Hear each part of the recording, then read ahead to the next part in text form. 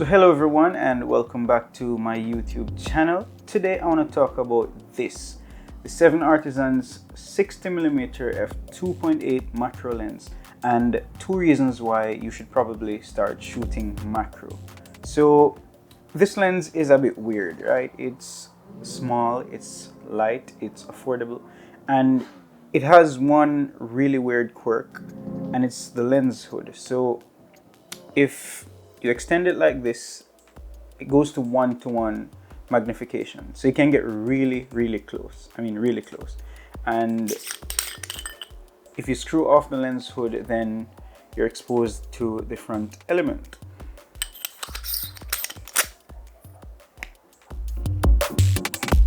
I took a few photos to show you just how close you can get to your subjects, and the first one is an Ethernet cable. We all know how small those are. Here's a stick of match, and here is a US dollar note, the guy on the front of it. Yeah, I don't know who he is. That's unfortunate, but whatever. You get the idea. You can get really close to your subject. And that is real macro, not the fake kind of macro that you have on your iPhone or Samsung's. But yeah, real macro for everyone.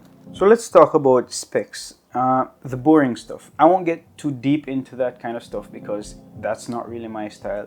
I genuinely do not care. But it's an f2.8 lens. The weight is kind of solid without feeling heavy. The build quality, it's completely metal. It's well built. Like, it's really smooth. Probably a bit too smooth. Like, is that a thing? The rear element goes right up against the glass, so it's designed for mirrorless. It's not a DSLR lens that was converted. The mount is metal. The lens hood is quite weird. So this is the lens hood, and it actually recedes way down, like a few inches down into the lens without the hood on. So let me get this back out, and this is how you screw it on, and when you retract it, it goes right in. And I'm telling you, this thing performs really good. The bokeh is fantastic. The sharpness is fantastic from 2.8. I haven't really used it for portraits because I have portrait lenses, but you could. Yeah, so this is just a good option for cheap if you want to start macro. And yeah, I recommend it. The focus ring is quite smooth, and it has a declicked aperture ring, which is kind of unfortunate. I mean, it's good for video, but not quite photography. Yeah, and it's made for mirrorless. You can get it for Canon, Sony, Fujifilm, and I believe Micro Four Thirds as well.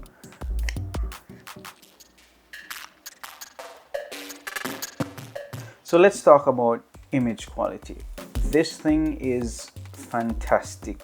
It's super sharp, and for only about $150, it's really good. I can't stress how good it is. I mean, compared to the Fujifilm 80mm macro, that's like over $1,000. You can buy about 10 of these, and for the price, I'm telling you, it's fantastic. So here are two reasons why you should probably shoot macro photography. One, it's great for details. So if you're doing weddings, wedding rings, jewelry shots, product shots, it's good to have something like this so you can get up close and capture all the fine details, and it's really sharp. The second reason you should probably shoot macro photography is because it's genuinely quite fun.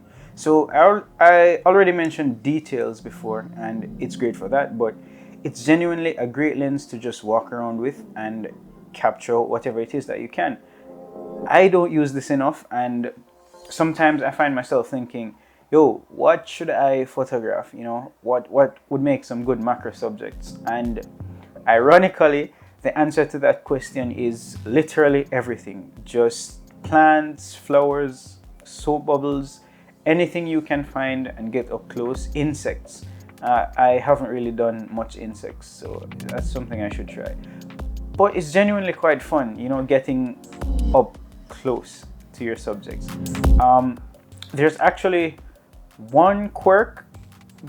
If you're not used to shooting at 1:1, you'll find that 1:1 is actually too close, and you might actually want to step back a bit to get the entire subject in the shot. So for example, while I was shooting some flowers, I found myself at 1:1 and I was too close. I was just getting the center of the flower in focus, or you know, something like that. It couldn't fit the entire flower in the scene if you go down to minimum focus distance. And it's actually very close. You'll probably be somewhere around this from your subject at minimum distance. So yeah, this is the 7Artisans 60mm f2.8 macro, and it's been great. Let's talk about video quickly. I shot some video clips with this lens, and I was trying f-log for the first time, and it was a bit overexposed, 2 stops overexposed. Yeah, but here are some clips. It works great for video. With a smooth aperture, you can dial in just how much light you want just fine, especially if you're not using an ND filter. So here are some samples.